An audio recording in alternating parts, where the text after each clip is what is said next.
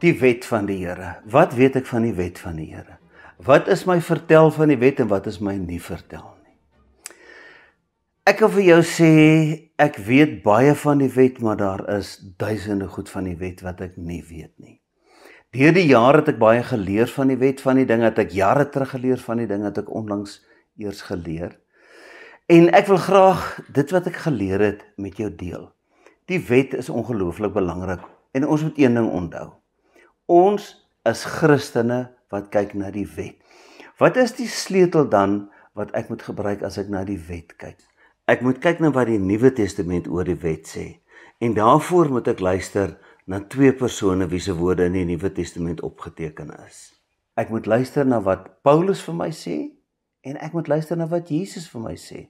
Ons gaan saam lees Matteus 5, die bergrede, waar Jesus uitdruklik met die mense praat oor die wet.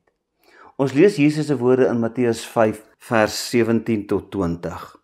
Moenie eens daaraan dink dat ek gekom het om die wet of die profete af te skaf nie.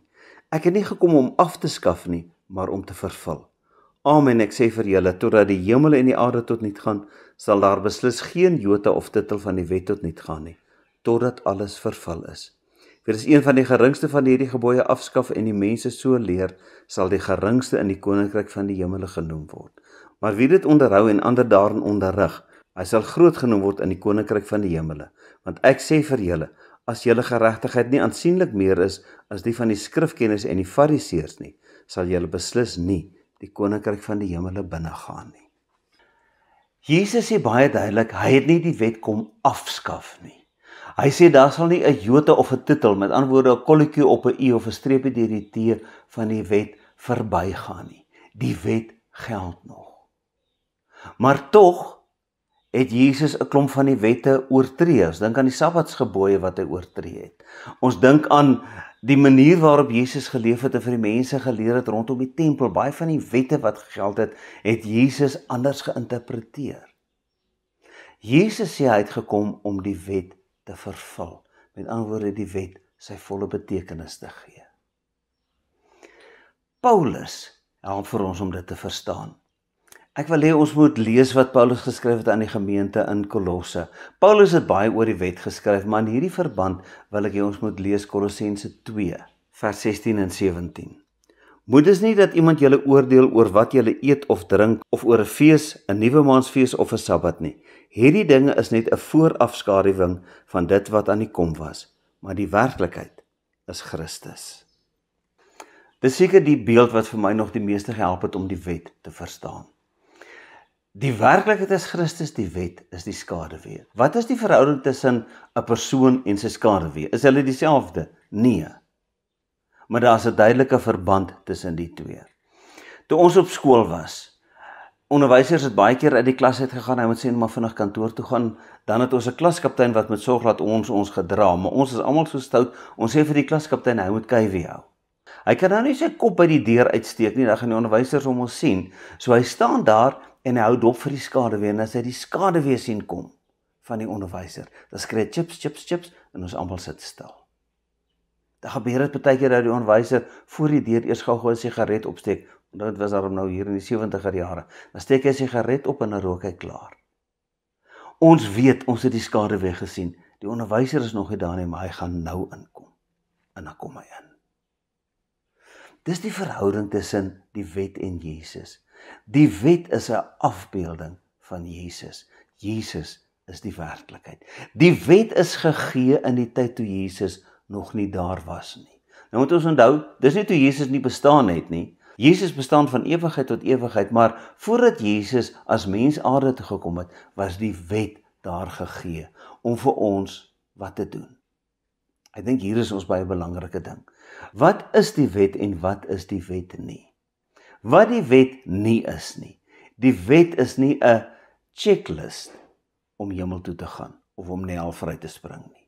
Daar is 613 wette, as ek die helfte plus 1 nakom, gaan ek hemel toe, as ek 1 minus die helfte nakom, gaan ek hel toe. Dis glad nie wat die wet is nie. Die wet het niks te doen met of ek hemel of hel toe gaan nie. Wat is die wet? Die wet is die uitdrukking van God se wil. Dan help dit vir ons om te verstaan dat die wet die skaduwee en Jesus die werklikheid is.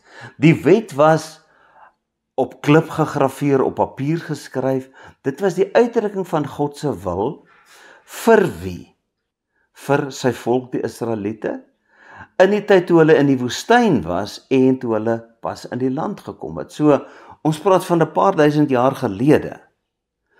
God se wil vir sy volk voordat Jesus aarde toe gekom het, in daardie tyd, in daardie omstandighede. Redelik primitief, hulle het nie baie geweet van die higiëne nie, hulle het nie regtig 'n regstelsel gehad nie. God se wet was die uitdrukking van sy wil daardie tyd. Toe Jesus aarde toe kom, 1000 jaar later, toe was Jesus natuurlik daar, so hy het God se wil aan ons bekend gemaak. Nou sit ons vandag, hoe leer ek God se wil ken? Wel, uit Jesus se voorbeeld, uit die Heilige Gees wat my lei, en natuurlik uit die wet. Daarom is dit belangrik dat ons die wet moet lees. Maar hoe lees ek die wet? Destyds het een van my filosofieprofessors vir my die sleutel gegee van hoe 'n mens die wet lees. Die wet in die Ou Testament. Hy het gesê ons kry baie min beginsels in die Bybel, maar ons kry baie toepassing van beginsels. Dit wat ons lees is praktiese goed. Die Here was nog altyd baie prakties. Dis praktiese goed van hoe die mense in die tyd van die woestyn moes geleef het. En natuurlik in die tyd toe hulle in die land was. So wat moet ek doen? Ek moet dit lees, ek moet baie huiswerk doen om te verstaan wat was die omstandighede, hoe die mense destyds die wette verstaan. Dan moet ek die beginsel daar agter soek. En dan moet ek daardie beginsel vir vandag toepas. Verder was die wet 'n uitdrukking van hulle identiteit. Hulle was die volk van die Here en omdat hulle aan die Here behoort, het die Here sy wil vir hulle gegee en as hulle daarvolgens leef hulle soos God dit wil hê. Dit was die identiteit van die volk van die Here. Veral in die tyd van ballingskap toe hulle tussen ander volke gebly het, was dit vir hulle baie belangrik. Hulle het veral 3 wette gehou. Die besnydenis, die Sabbat en die eet of nie eet nie van sekere kosse. Waar hulle tussen hierdie ander mense geleef het die mense geweet, hierdie mense is stiptelik rondom die besnydenis, hierdie mense hou die Sabbat tot eer van die Here, en hierdie mense eet nie sommer vark of enige ander ding nie. Daardeur het hulle identiteit uitgeleef. Nou is die probleem, dit was destyds. Dit was in die tyd van die profete, dit was in die tyd van die ballingskap. Hoe leef ek vandag my identiteit as kind van die Here uit? Ek wil hê dat ons na 'n klompie wette kyk. Wat belangrik is ons moet onthou, ons praat van wette, gebooie, maar as ons van die wet praat ons van die eerste 5 boeke van die Bybel. Genesis, Exodus, Levitikus, Numeri en Deuteronomium. Dit is die wet. So in die wet is daar 'n klomp reëls, 'n klomp regulasies, 'n klomp moets en 'n klomp moenies. Maar daar's ook 'n klomp verhale in. Daar is die verhaal van die skepping. Daar is die verhaal van Adam en Eva, van Noag, Abraham, Isak, Jakob, Josef, Moses, die uittog uit Egipte. Dit alles is die wet. So as Jesus praat van die wet, praat hy nie net van 'n klomp gebooie nie. Hy praat van hierdie 5 boeke wat inderdaad uitdrukking gee aan die identiteit van die volk van die Here. Net so terloops, die 5 boeke van die Bybel, ons noem dit die Pentateeg. Een van die teorieë van hoekom dit lyk soos wat dit lyk, is dat in die tyd toe die Persiese koning gesê het, die Jode kan na die ballingskap terugkeer na hulle land, toe het hy gesê, maar julle moet daarom vir my 'n stel reëls gee van hoe julle gaan lewe. Julle kan julle eie wette hê, maar julle kan nie elke dag maak en breek soos wat julle wil nie. Sit vir my op papier wie julle is en hoe julle gaan leef. En toe het hulle gekom en hulle het 'n klomp papiere, klomp seker kliptafels, 'n klomp mondelingse oorleweringe bymekaar gemaak en dit wat ons ken as die eerste 5 boeke van die Bybel saamgestel, gesê koning, hier. Dit is ons identiteit en dit is ook die wil van ons God. Goed. Wat ek nou wil doen is ek wil na 'n paar wette kyk en spesifiek dan nou ek het besluit sommer uit Levitikus. Ons gaan kyk na die wet soos wat hy daar is, die toepassing van die wet, dan gaan ons probeer kyk, wat is die beginsel daagter, en dan moet ons natuurlik besluit, hoe gaan ons dit in vandag se lewe toepas. Ek wil begin by een van die wette wat ons kry in Levitikus 2. Ons lees saam Levitikus 2 vers 13. Jy moet sout by al jou graanoffers voeg. Jy mag nie die sout van die verbond van jou God uit jou graanoffer weglaat nie. Daar moet sout wees by al jou offers wat jy bring. Vaderland, sê dit iets vir my vir vandag? Ja, dit sê iets vir my vir vandag. Destyds as jy jou graanoffer gebring het, het jy dit gebring as 'n erkenning, as 'n dankbaarheidserkenning vir dit wat die Here vir jou gegee het. En nou sê die Here, jy moet sout byvoeg.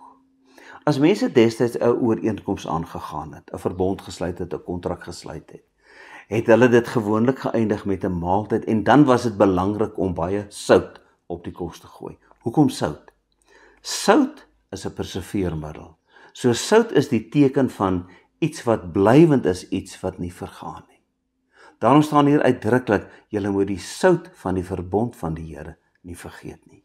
As ek dan sout op my graanoffer gooi en ek proe, hierdie goed is dan baie sout, dan dink ek aan die blywendheid van God se verbond, God se getrouheid. Die beginsel daagter, God is ewig, God is betroubaar, ek kan God op sy woord neem. So ek gaan nie vandag sout in die kollektebordjie gooi as ek my offer bring, of as ek tyd aan die Here spandeer, nou 'n klomp sout met my saamvat nie. Nee, ek moet myself daaraan herinner, as daar 'n krisis op my pad is, ek kan God vertrou. 'n Baie mooi les wat ons uit hierdie gebod kry. Dan wil ek hê ons moet 'n paar verse saam lees uit Levitikus 12, gedeeltes uit vers 2 tot 5. Wanneer 'n vrou swanger is en aan 'n seun geboorte gee, sal sy 7 dae lank onrein wees. Op die 8ste dag moet die seun se vooruit besny word. As sy aan 'n dogter geboorte skenk, sal sy 2 weke lank onrein wees. As jy hierdie lees, kan jy wonder nou, wat is die verskil tussen geboorte gee aan 'n seun en 'n dogter? Waaroor gaan dit? Destyds het die mense van higiëne aan die een kant en van bloot mediese praktyke die mense liggaam baie min verstaan. So, dit was vir die Here belangrik om te sê, as 'n vrou geboorte geskenk het, uit die aard van die saak normale geboorte, dan moes die man vir 'n ruk lank wegbly van haar af. Hy moenie sommer dadelik met haar gemeenskap hê nie, nee, hy moet haar tyd gee om te genees. En 'n goeie aanduiding is dan 2 weke. Dis hoekom die reëling is, vir 2 weke as hy dan aan 'n dogter geboorte geskenk het, is hy onrein. Hoekom dan nou die uitsondering met die seun? Wel, die rede word hier gegee. Seentjies is op die 8ste dag besny. Die vrou moes na geboorte by die huis bly, dit word duidelik ook hier gestel. Die vrou moet by die huis bly, maar op die 8ste dag moet hulle hom vat om besny te word as dit 'n seentjie is. En daarom hierdie uitsondering. So hierdie gebod wil nie vir ons sê, daar gebeur iets snaaks met die vrou se liggaam as sy aan 'n dogter geboorte gee, nie so erg soos aan 'n seun nie. Nee, dit gaan oor die Here wat regtig waar omgee vir die vrou, en natuurlik die uitsondering dat met die seentjie gaan hulle dan om die seentjie te laat besny, maar dan nog vir ten minste 'n week, wat sy dan regtig waar broos is. Hoe pas ek dit toe vandag? Mense is baie keer hard, mense sukkel baie keer om te verstaan dat party mense deur 'n moeilike tyd gaan. Die woord broos is vir my so 'n oudtydse woord, maar dit sê dit tog. Daar's nie regtig fout nie, maar asseblief, dink aan my, wees sag met my. God wil hê, ons moet mekaar respekteer, ons moet mekaar troetel, ons moet sag wees met mekaar. Dit bring ons by die volgende, dit is nou gebooie rondom die oes, die graanoes en die wingerdoes. Ons kry dit in Levitikus 19 vers 9 en 10. Wanneer julle die graanoes van julle grond insamel, mag jy nie die kant van jou land skoon afoes, en die oesreste mag jy nie optel nie. Jy mag nie die naoes van jou wingerd afoes nie, en die trosse wat val mag jy nie optel nie. Vir die weerlose en die vreemdeling moet jy dit agterlaat. Ek is die Here julle God. As jy mens hierdie lees, dink jy dadelik aan Rut. Rut wat gegaan het, sy was 'n weduwee, haar skoonma was 'n weduwee, hulle het niks gehad om van te leef nie, toe gaan sy na Boas se land toe om are op te tel. Wat die Here hier sê is, jy moet onthou, daar is mense wat nie het nie in die wêreld. Daar was nie dinge so SASSA en allerhande grants en toelaas en goed nie. Daardie mense, as jy niks gehad het nie, het jy regtig waar niks gehad nie, dan was jy aangewese op die genade van ander mense en natuurlik die genade van God, deur die gebooie wat hy aan ander mense gee. As jy oes, moet jy nie die kante afoes nie. Met ander woorde, moenie 100% skoon afoes nie. Los dit vir die armes. En as daar are val, of as daar druiwetrosse val, moet dit nie optel nie. Los dit sodat die mense wat niks het nie, agterna kan kom op jou land, en dit wat agterbly kan oes. Jy moet dan, as jy jou druiwe geoes het, nie teruggaan om die natrossies te oes nie. Los dit vir die behoeftiges. Wat wil die Here hier sê? Hier kom die Here baie duidelik en hy sê, dink aan die wat minder bevoorreg is. Sorg vir die wat nie vir hulle self kan sorg nie. En dit geld hier op finansiële gebied natuurlik, maar ook oor intellektuele gebied, mense wat nie vir hulle self kan sorg nie. Gee werk vir die mense wat regtig nie werk kan kry nie, mense wat nie dalk die verstand het om te doen wat ander doen nie, maar ja, jy kan hulle gebruik, jy kan hulle help. Moenie net ingesteld wees op die wins wat jy maak nie. Wees ingesteld op jou medemens. In Levitikus 19 vers 13 en 14 lees ons, jy mag nie jou naaste uitbuit of beroof nie. Of jou medemens ryk of arm is, jy mag hom nie uitbuit nie, jy mag hom nie beroof nie. Ons leef in 'n tyd waar korrupsie en uitbuiting aan die orde van die dag is. Ek kry 'n bargain vir 'n deal, maar ek weet, iemand anders ly daaronder. Wat moet ek doen?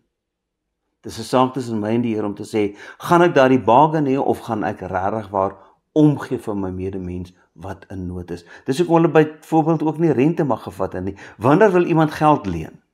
As hy verleë is. As iemand verleë is, moenie geld maak het hom nie, moenie rente vra nie. Help hom.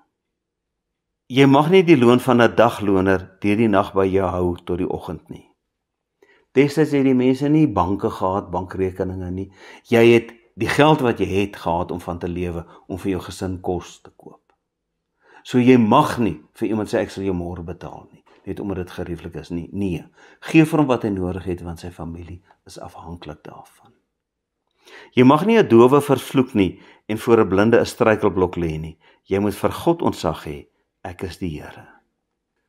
Destyds het die mense geglo dat woorde bonatuurlike krag het, so as ek 'n vervloeking op iemand uitspreek en dit tref hom, dan gaan hy tweede kom.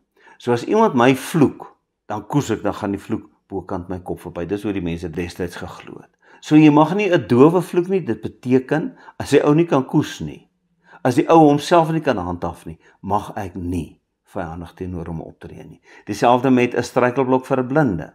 Moenie 'n struikelblok in 'n blinde se pad sit nie, want hy gaan mos seer kry. Dit gaan hier oor mense wat minder bevoorreg is, gestremdes. Hoe tree jy op teenoor daai mense? Is jy sensitief? Ek dink dis verskriklik belangrik. Ons is vandag so bewus van fisiese en intellektuele geestelike gestremdhede. Ja, die Here wil hê ons moet die tekortkominge van gestremdes in ag neem. Levitikus 19 vers 32 tot 37. Vir 'n gryshart moet jy opstaan, eerbied betoon aan 'n bejaarde en ontzag hê vir jou God. Ek is die Here. Respek. Die Here wil hê ons moet mekaar respekteer. Wanneer 'n vreemdeling by jou verblyf het in julle land, mag jy hom nie verdruk nie. Die vreemdeling wat verblyf het by julle, moet vir julle net soos 'n gebore Israeliet by julle wees. Julle moet immers vir hom lief wees soos vir julleself. Julle was immers selfs vreemdelinge in Egipte land. Ek is die Here julle God. As iemand destyds op reis gegaan het, kon hy nie vir hom 'n klomp geld saamvat nie. Hy kon nie vir hom geld vooruitstuur nie. Hy was aangewese op die goedgesindheid van mense. Daarom as Paulus op sy sendingreise gegaan het, was hy regtig waar afhanklik van dit wat die mense vir hom gebied het. So as daar 'n vreemdeling by jou kom, wees goed vir hom, help vir hom. Natuurlik die vreemdelinge mag die mense nie uitbuit nie, daar is ander reëls daarvoor. Maar die Here sê vir jou, as daar iemand is wat nood het, help hom. As daar 'n vreemdeling kom, beskou hom soos wat jy jou medemens sal beskou. Hoekom?